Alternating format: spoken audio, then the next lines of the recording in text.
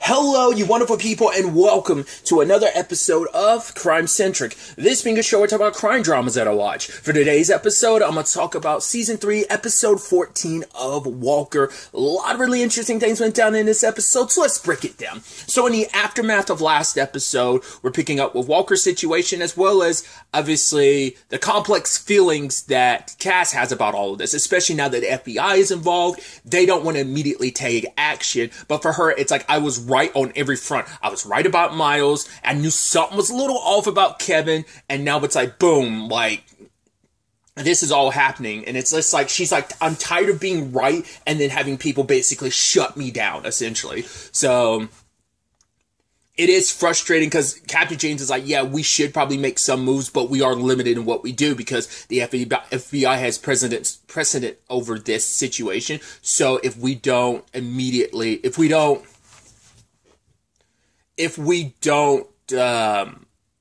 we kind of have to fall in line, because they're the ones that have jurisdiction to kind of handle things the way they want to. So, because the FBI agent in charge wants to kind of keep an eye on the situation despite knowing where the compound is. And in the grand scheme of things, would it have made a difference? I don't know. Because probably, like, Kevin knows the FBI's playbook enough to know, like, they wouldn't, even if whatever information they got, they wouldn't act upon it immediately. So who knows if it would have made all of the difference in the world if they had done so quickly.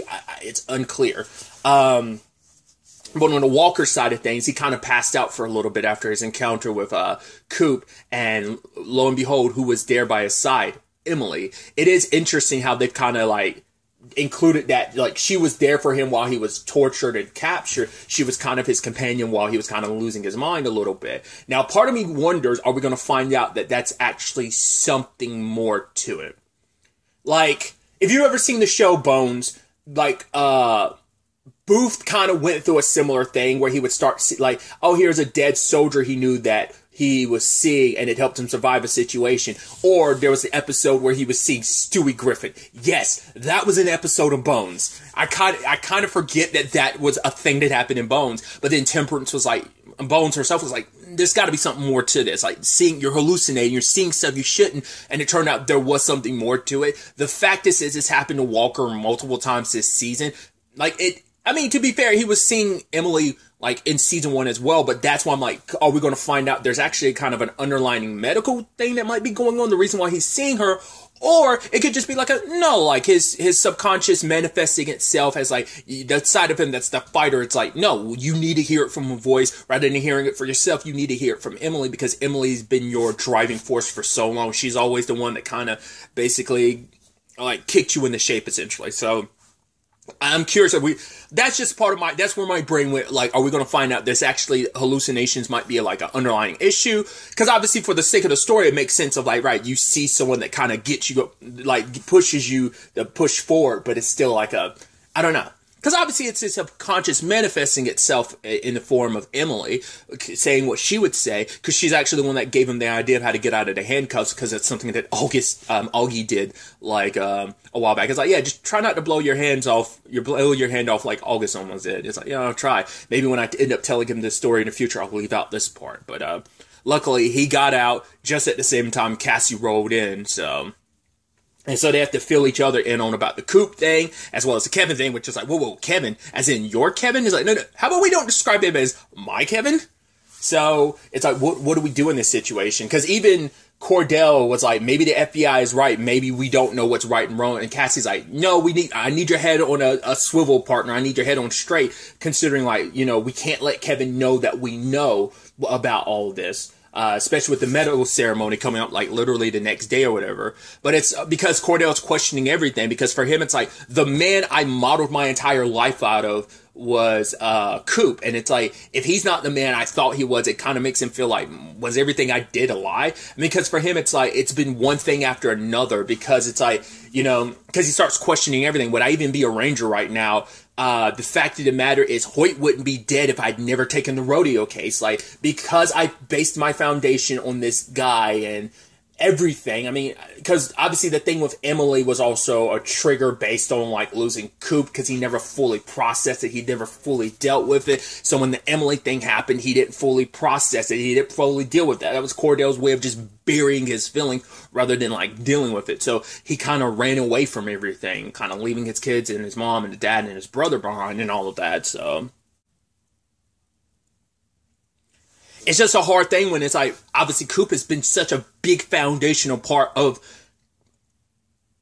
him being the person that he is, and now finding out like, oh, like Coop wasn't the person I thought he was. He was a coward. He ran away. Once again, there might be extenuating circumstances to why he ran. We still don't know, but that's also the biggest thing of like, well, if Kevin's gray flag, and the fact is Coop's been after gray flag for years, then what's the connection there? Because even Kevin talked about it with Trey. He was implying like, oh, I wasn't always the leader of gray flag. I had to work my way up the ranks. Like, it wasn't like, even because it seems like he didn't become the leader until maybe recently, because he was even saying the poisoning thing. It's like, right, maybe I went a little too hard with like the whole poisoning myself thing, but the fact of the matter is I needed to do something big. I had to, this is all about making sacrifice. So I think that move proved his loyalty, and he was able to work up the ranks. Maybe he's been the head honcho for a while, but like, who was the leader before him? I'm wondering, was it? Not unless it was Sean, and the moment Sean died and he did what he did with the poisoning thing, that it made Kevin rise to the rank, because maybe they were kind of like,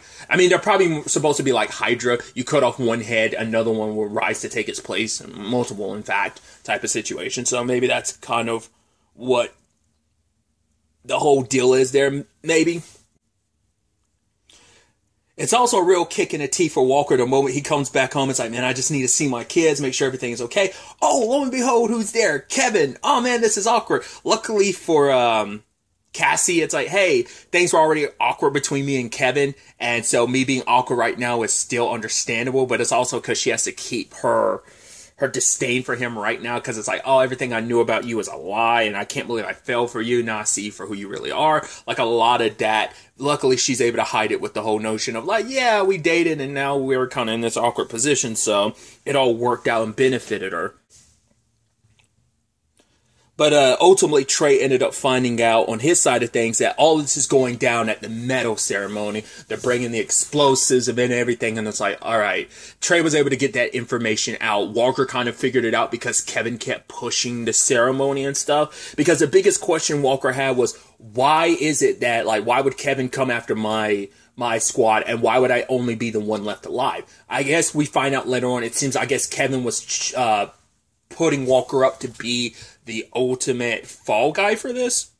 I guess maybe Coop wasn't in a position because it feels like Coop would be the easier fall guy, but I don't know. Like, why? At the very least, it seems like they're setting up Walker to be the fall guy for all of this. Especially because it's like, yeah, like there's the suspicious, this new account all of a sudden for the Walker Ranch gets all this sudden flush of money, which obviously is from the donors that Kevin set up for them. And the fact of the matter is, it was a very impossible situation to get out of, yet Cordell managed to get away from Grafe. Like, once again, my points that I had kind of against Julia being like, how do we know that torture was real and that whole thing wasn't a setup? She's kind of implying to Cordell, and I was like, oh, that's interesting. I was like, well, could this be like a double bluff if she's covering for herself? And once again, I was kind of suspicious of Julia for a while. I was just kind of like, I don't know, man, the whole Julia thing just didn't sit well with me. Even in the aftermath of the episode, there's still a part of me like, I don't know if I still trust her or not. We'll get to there in a second. But, the FBI and the Rangers were all on top of that. Obviously, Trey was able to get his message out confirming about the medal ceremony attack, and combined with what they knew from Lana, they knew exactly how the plan was going to go down. Charges in the elevator and stuff like that, like explosives in the elevator. So,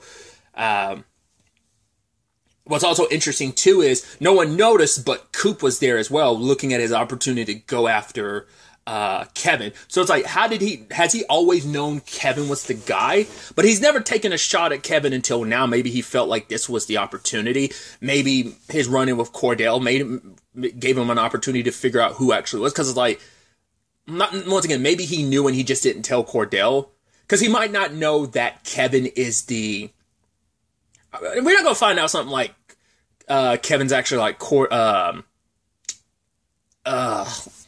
not gonna find out he's actually Coop's kid or something, are we? Because once again, like, what is that connection there?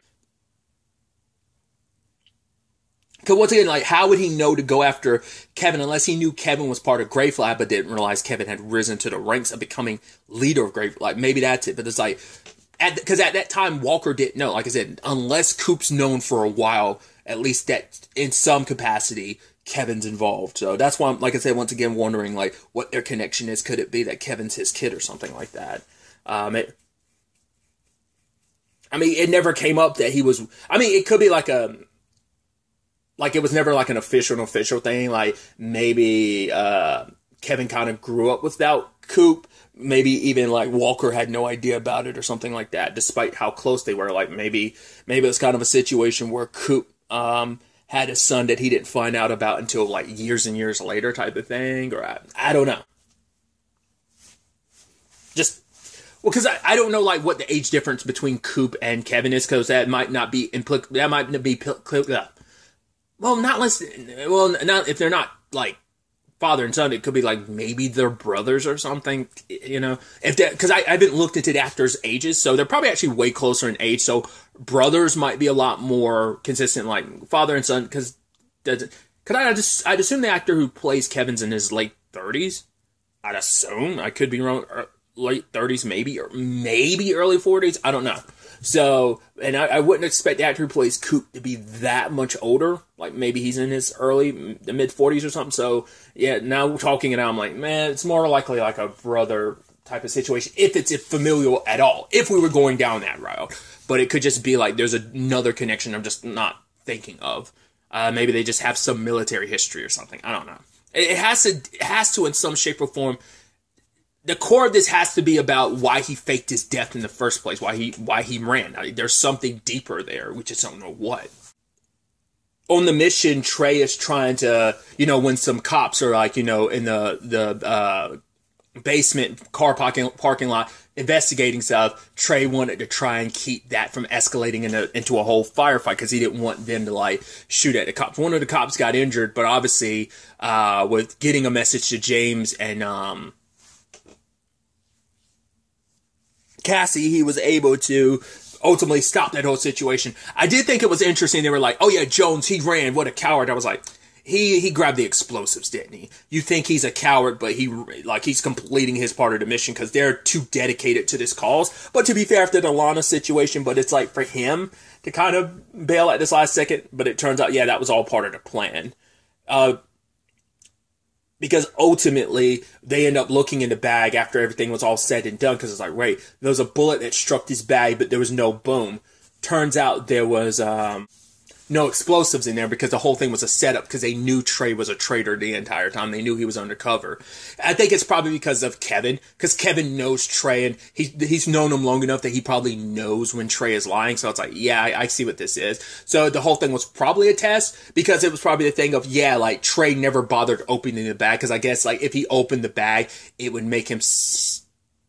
Kevin knew that he wouldn't do that because he knew that yeah, Trey would never open the bag because that wouldn't be too suspicious. I mean, to be fair, no one else opened the bag either because none of the others knew like that whole thing was a feint to draw out Trey as the traitor. Because the others were surprised that his partner in particular was like, yo, you're a traitor? Are you kidding me? But Jones already knew because Kevin already knew. So that whole thing was a ploy. Because I didn't realize this was a part-oneer until like a two-parter because I noticed like halfway through the episode, I looked at the time, I was like, oh, it's part one, interesting. So I was like, I knew this wasn't going to have a clean conclusion. At the same time, all this is going down, Cordell was meeting with Julia, and it was like, okay, Julia wants to meet. That's when I was like, this is suspicious as hell. I was like, we're going to find out Julia's gray flag or something. Is this some kind of trap? But once she threw like, oh, you're gray flag, I was like, okay, I wasn't expecting her to accuse him of being gray flag. I was like, are you throwing, once again, throwing suspicion off yourself by throwing it on him? But it turns out Kevin basically gave her all this info to put it on Cordell. But he's like, right, I've been through, like, the fact of the matter is you know me. Like, that's why you came here, because you didn't believe all the stuff you heard about me, and you wanted to get to the heart of all of this. So it's like, right, I found Coop. he's still alive. Turns out he's not the leader of Grey Flag. Kevin is. And the way she talked about it, she was like, oh yeah, for years. So I was like, oh, I guess because of his position, maybe Kevin has been a source of, but like the fact is I was like, did anyone else notice her kind of reference the fact that she's known, like, she made it sound like she's known Kevin for years, but maybe it's because he is someone that's been, like, a reliable source for her in the past, and now it's like, wait, he's actually the bad guy? Like, they kind of went, not unless I misheard that and misread that subtitle, but it seemed like she was implying, like, she knew him for years, and just, we kind of moved past that quickly, but like I said, maybe it's just, he's always been a good source for her when it comes to stuff. Especially at this time, she's also getting shipped off to Europe for a story, her editor's sending her there for months. I'm like, that's when I'm like, is that supposed to be a cover story? Or is that like really real? Is like your editor trying to get you out of the way or what? But the problem is this whole thing was a setup because the explosives weren't there. Kevin, once again, he knows the protocols. He knows this stuff inside and out. He knew exactly where they drop off the mayor. It wasn't just the mayor there. Let's not forget. I don't think that guy probably wasn't the head of like the FBI or anything like that, but he was probably a high-ranking FBI agent. Him and the mayor got wiped off the board, along with God knows how many agents might have been inside that house, you know? And with the ending, it almost feels like the look on his face made it seem like Julia might be dead. She might be comatose, but that looked like she might be dead. I was like, oh, so was she not actually Grey Flag? Was she actually just an innocent victim in all this? Once again, this group is all about sacrifice, so she might have been willing to sacrifice herself. But like I said, I can't tell from Cordell's reaction whether or not she's dead or not. We'll fully know next episode, but it kind of was like the way he was touching her and that look on his face kind of looked like oh, she's gone. So, ooh, they were kind of like enjoying their victory, and it's like, yeah, let's put an APB out on Kevin.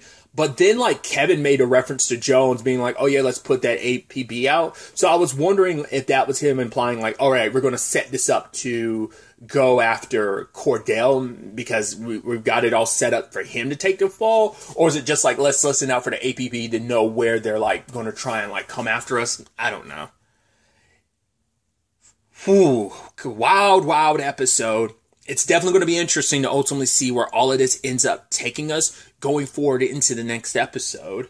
But really, that's all I wanted to talk about. Until the next time we meet, be happy, be safe, live life to the fullest, and enjoy it. Good day, and goodbye.